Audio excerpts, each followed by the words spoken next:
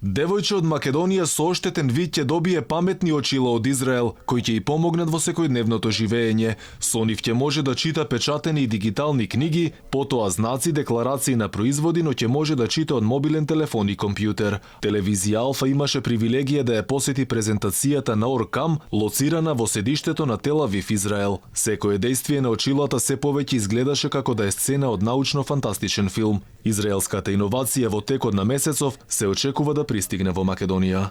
Со нашиот паметен уред оспособуваме десетици илјади луѓе кои се слепи или имаат оштетен вид. Им овозможуваме да работат, да функционираат нормално во секојдневниот живот.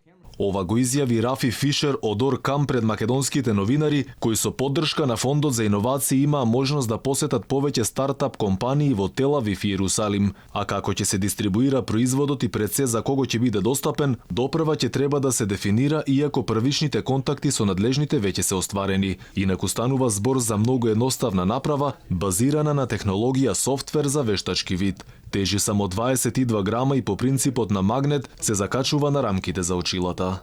Веќе преговараме и со други земји, како вашата. Бараме партнери, а тоа може да бидат невладени организации и Сојузот на слепих, осигурителни компании. Всушност, ова е одлична основа за почнување бизнис.